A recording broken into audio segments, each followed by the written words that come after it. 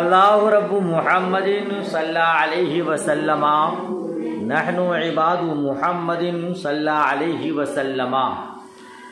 अल्लाहुम्मा रब्बि इश्रह ली सदरी व यस्सिर ली अमरी वहलुल उक़दतम मिन लिसानी यफ़क़हू क़ौली। अल्लाहुम्मा रब्बि यस्सिर व ला तुअस्सिर व तम्मिम बिल खैर। बिस्मिल्लाहिर रहमानिर रहीम। व खलवतिन बिला मानिइन वतिगिन बिला मानिइ वतिगिन हिस्सन औ शरअन औ तबअन कमरजिन यमनउल वतिया हाज़ा नज़ीरुल मानिइल हिस्सी व सौमी रमज़ाना व इहरामिन बिफर्जिन औ नफलिन हाज़ा नज़ीरुल मानिइ शरई व हैज़िन व निफासिन हाज़ा नज़ीरुल मानिइ तबई वला यदुर्रु अन यकूनल मानिउ शरई मौजूदन फीहिमा। कल का सबक आपने याद किया माशाअल्लाह। आज का सबक भी बगैर समाअत कीजिए। और खलवत हो मानिए वती से खाली हो।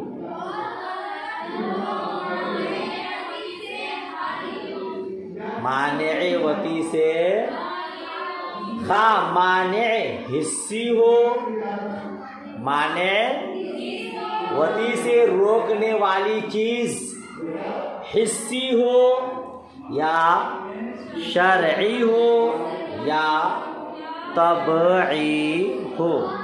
अगर खलवत है वती से रोकने वाली चीज नहीं है तो महर वाजिब होगा।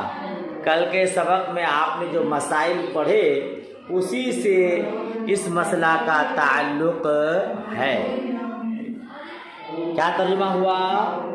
खलवत हो माने वती से खाली हो, खा माने हिस्सी हो या शरई हो या तबई हो। का मर्जिन यमनउल वतिया जैसा के मर्ज, जैसा के ये माने है, ये वती से रोकने वाली है। बीमारी वती से रोकने, ये माने हिस्सी की मिसाल है। ये माने व सौम रमज़ान व इहरामिन भी फर्जिन औ नफलिन, और रमजान शरीफ का रोजा और इहराम, चाहे फर्ज हज का हो या नफल हज का, चाहे फर्ज हज का हो या, ये माने शरई की मिसाल है।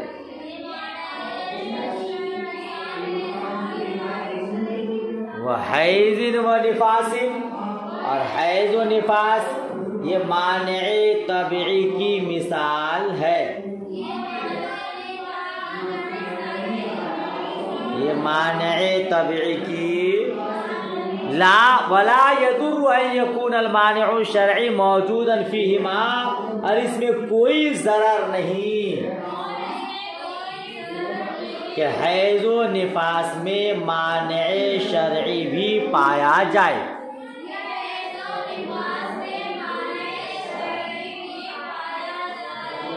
ठीक है ना? माने, हाँ, माने तबई हो, माने हिस्सी हो, और उसके साथ माने शरई भी पाया जाए, इसमें कोई हरज, कोई मुज़ायक़ा नहीं है। क्यों? क्योंकि इनमें बाहम कोई तज़ाद नहीं है। बाद हालतों में दोनों माने जमा हो सकते हैं। खुलासा कलाम ये हुआ, ऐसी खलवत जो बगैर माने की हो, ऐसी खलवत, हाँ, यानी खलवते सहीहा, खलवते नहीं समझे? बताना मकसद ये है ओए मोहतरमाओ, मसला ये है, बताना ये चाहते हैं कि बगैर वती के भी महर मुअक्कद होता है। बगैर वती के भी महर मुअक्कद होता अगर खलवत हो और उस खलवत में कोई रुकावट ना हो, मोहतरम मोहतरमा तन्हाई में है और उसमें वती करने से कोई चीज रोकने वाली नहीं है, वती से रोकने वाली कोई चीज ना ही माने हिस्सी है, ना ही माने शरई है, ना ही माने तबई है। ना माने हिस्सी का मतलब यानी कोई बीमारी नहीं है जो वती करने से रोक दे, है ना। माने शरई का मतलब यानी हालत इहराम में नहीं है, रोजे की हालत में नहीं है, मोहतरम मोहतरमा तन्हाई में है, वती कर सकते हैं। इसको कहेंगे खलवत बिला माने। या तबई का मतलब कि मोहतरमा हालत हैज में नहीं है, हालत निफास में नहीं है, मोहतरम के साथ एक बंद रूम में तन्हाई में है। तो अब ऐसी सूरत में ना कोई माने शरई है, ना माने हिस्सी है, ना माने तबई है, तो अब महर मुअक्कद होगा। महर क्या होगा? मुअक्कद होगा, यानी पूरा महर देना पड़ेगा। समझ शरीफ में बात आई। कहते तुअक्कदहू ऐ तुअक्कदल महर, ऐ तुअक्कदल महर, पूरे महर को साबित कर देती है, पूरे महर को साबित कर देती है। यानी अगर ऐसी खलवत पाई गई जिसमें वती करने से कोई चीज रोकने वाली नहीं थी तो पूरा महर देना पड़ेगा, पूरा महर देना पड़ेगा। नहीं समझे? ठीक है। फखलवातुन मुबतदाउन व तुअक्कदुहु खबरुहु, तो खलवत मुबतदा है, मुबतदा है और तुअक्कदुहु उसकी खबर है, उसकी खबर है। खुलासा कलाम ये हुआ, मोहतरम मोहतरमा तन्हाई में थे, उनमें से कोई बीमार नहीं, हालत सौम में हालत एहराम में नहीं और हालत हैज़ व निफास में भी नहीं मोहतरमा।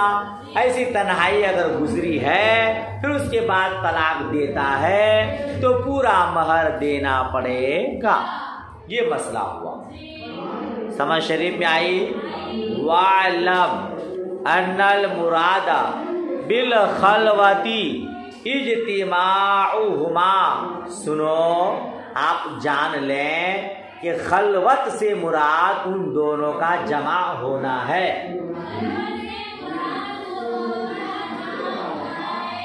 खलवत से मुराद उन दोनों का जमा होना है। सफा पलटी।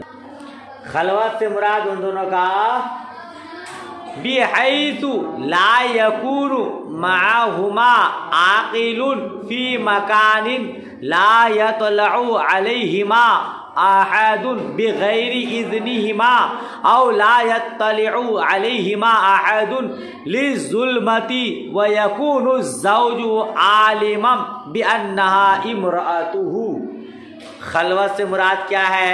तो खलवत से मुराद उन दोनों का जमा होना है ऐसे मकान में, ऐसे मकान में कि वहाँ उनके साथ कोई आकिल ना हो।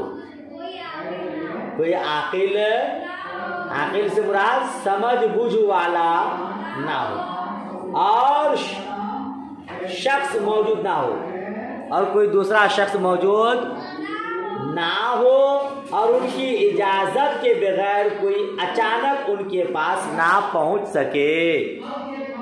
बोले, और उनकी इजाजत के बगैर कोई अचानक उनके पास ना पहुंच सके, ना पहुंच लिजुल्मती, उसके तारीकी की वजह से, उसकी तारीकी की अंधेरे रूम में बैठा है, उसकी इजाजत के बगैर कोई वहां अचानक नहीं पहुंच सकता। तो अब ये हो गई खलवत। अब क्या हो गई है? हाँ, खलवत। कहते वयकूनु ज़ौजु आलिमन, और शौहर जानता हो कि ये उसकी बीवी है। खलवत का मतलब ये है कि वो दोनों ऐसे मकान में हो कि उसके साथ कोई समझ बूझ रखने वाला आदमी ना हो, उन दोनों की इजाजत के बगैर उस मकान में कोई अचानक दाखिल ना हो सकता हो, और ऐसे अंधेरे में हो कि कोई उसको देख ना सकता हो। शौहर जाने कि ये मेरी बीवी है। तो अब अगर ऐसे मकान में वो दोनों हैं तो शरीयत कहती है कि ये खलवते सहीहा है, खलवते। लिहाजा इसके बाद अगर तलाक देता है तो पूरा महर देना पड़ेगा। समझ शरीफ में बात आई का खलवतिन मजबूबिन औ इन्नीन औ खस्सिकिन औ साइमिन क़ज़ाअन फिल असह। जैसे खलवत अज़्वे तनासुल कटे हुए, अज़्वे तनासुल कटे हुए। मजबूब का माना जिसका अज़्वे तनासुल ना हो, जैसे खलवत अज़्वे तनासुल कटे हुए की, और इन्नीन या नाम मर्द की, और खस्सीगिन या खस्सी की, या खस्सी की, और साइमिन क़ज़ाअन या क़ज़ा रोज़ा रखने वाले की, या क़ज़ा रखने रोज़ा रखने। सही मजहब में फिल असह, सही मजहब में, व नजरन फी रिवायती, और नजर का रोजा रखने वाले का हुक्म भी यही है। एक रिवायत में नजर रोजा रखने वाले का यही हुक्म है, एक रिवायत में। ये क्या समझे आप? अगर अक्लमंद मोहतरमा तन्हाई में है और वहाँ कोई समझदार नहीं है बल्कि दीवाना मौजूद है, तो खलवत से रोकने वाली चीज गोया के नहीं है। गैर इंसान अगर वहाँ मौजूद है तो खलवत सही हो जाएगी, है ना।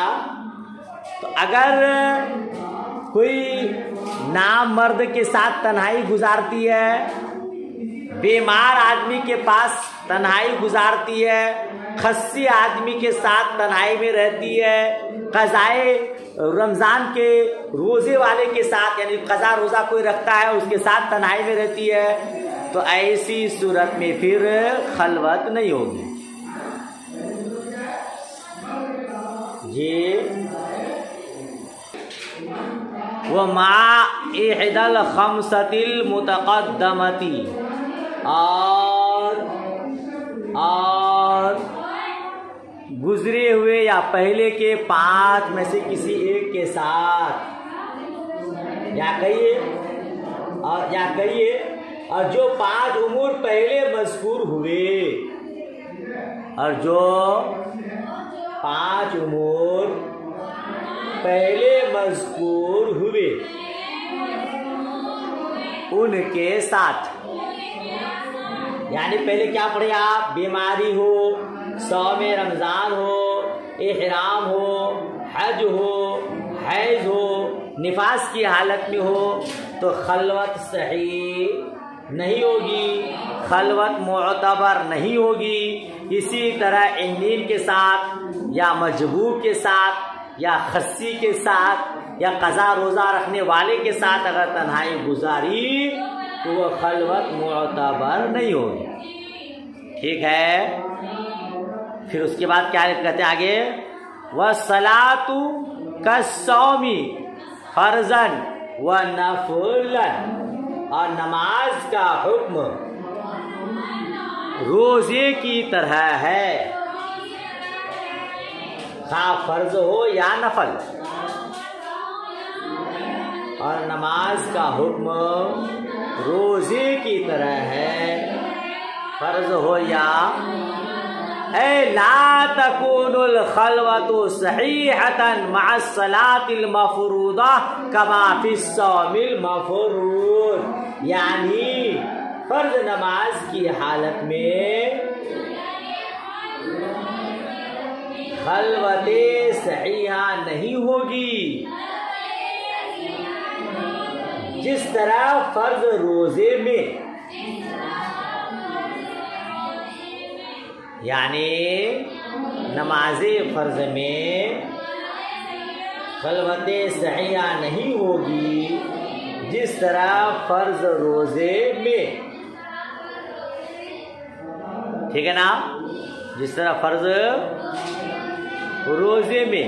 वह तकूनो सहीहतन मआ सलाति नफली कमा फी सौमिन नफ़ल, और नफल नमाज की हालत में, और नफल नमाज की हालत में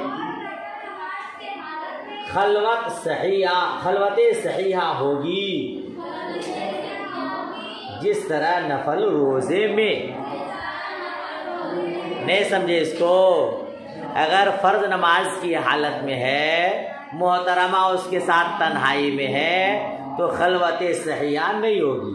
क्यों? क्योंकि जिस तरह फर्ज रोज़ा रखा हुआ है, यानी रमज़ान शरीफ का रोज़ा रखा हुआ है या रमज़ान शरीफ का रोज़ा रखी है, और दोनों तन्हाई में है, तो खलवत सहीहा नहीं पाई जाती, चूँकि वहाँ माने शरई पाई जाती है। इसी तरह फर्ज नमाज में है तो खलवत सहीहा नहीं होगी। हाँ, अगर नफल नमाज में है तो फिर खलवत सहीहा हो जाएगी, जिस तरह नफल रोज़ा की हालत में हो तो खलवत सहीहा हो जाती है। समझ शरीफ में आई।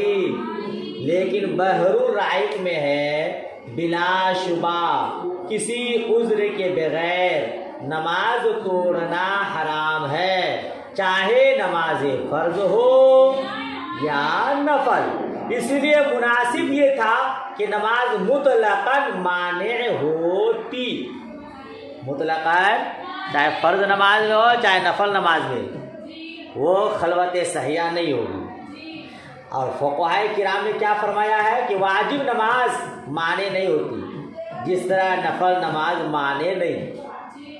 फुक़हा किराम ने थोड़ा उल्टा कहा कि जिस तरह नफल नमाज माने नहीं है खलवत से, इसी तरह वाजिब नमाज भी खलवत सहीहा से माने नहीं है, अगरचे उसका तर्क करना गुनाह है। ठीक है। बहरहाल तो यहाँ क्या लिखा? जिस तरह फ़र्ज रोज़ा माने है, इस तरह फ़र्ज नमाज भी माने है, और जिस तरह नफल रोज़ा माने नहीं है, इसी तरह नफल नमाज भी माने नहीं।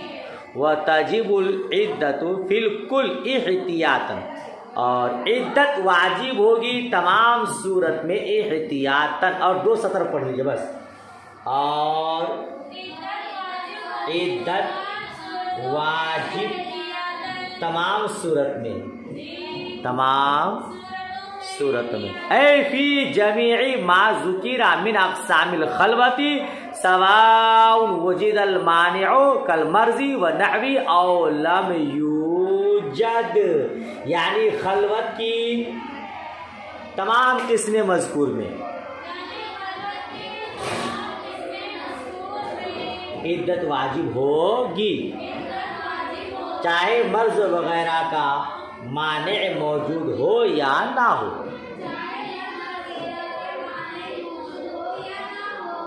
माने हो या ना हो, अगर तन्हाई में वो दोनों रह चुके हैं तो एहतियातन इद्दत वाजिब होगी।